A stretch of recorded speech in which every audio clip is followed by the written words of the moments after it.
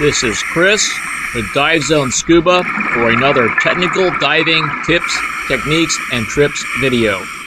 In 2018, I was conducting a 200-foot trimix dive on the wreck, the Marie Bon in Bonaire, on the northern end of the island by the Bopec petroleum tanks. To conduct this dive, you must be led by a dive guide specifically certified to dive this wreck. Since the Marie Bon is actually located offshore from the Bopec property, and you cannot enter the Bopec property, you need to set your gear up on this pavilion, which is located just outside of the Bopec gate. We use this table to assemble our gear and to do our gear check. As soon as I open the Twinset tank valves for the gear check, one of my second stages immediately had a massive free flow. As it turns out, this free flow was not caused by the second stage, but rather by an internal malfunction in the first stage. The high pressure poppet in the first stage did not seat properly, sending 3000 psi through the second stage, which also damaged the low pressure seat in the second stage. The dive was delayed as I had to go back to the hotel to get another first and second stage.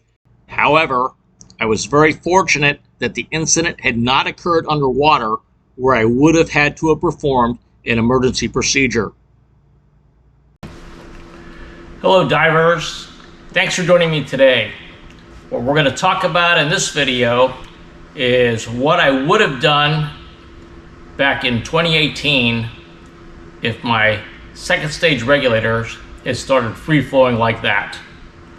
What I would have done is the free flowing regulator emergency procedure. So this video is intended for new technical backmount divers. It's also intended for crossover side mount divers, and it is intended for recreational backmount divers. I am going to demonstrate the techniques that I use in classes that I instruct. However, you may have another instructor and another certification agency, and you should do whatever your instructor stipulates. So one of the things that we need to emphasize again before we start is the fact that you should be familiar with the valve drill before you start the free-flowing regulator emergency procedure, and that's so that you're certain as to which way you need to open and close your valves. So let's take a look at how this works. So I'll have my long hose in my mouth, and in the event that my long hose starts to free flow, whether it's caused by the second stage or the first stage, it doesn't really matter. I'm going to take a deep breath off of my second stage long hose. I'm going to put in my necklace regulator.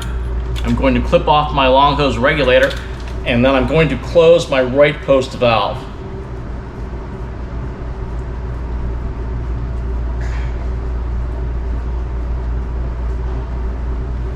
At this point, I will abort the dive, and I will make sure to keep the manifold valve open because I want to have the full use of my tank, both the unaffected tank, the left post tank, and also the affected right post tank. If I keep the manifold valve open, I'll have access to gas in both those tanks. All right, so that's the procedure in the event that you have a long hose regulator free flow.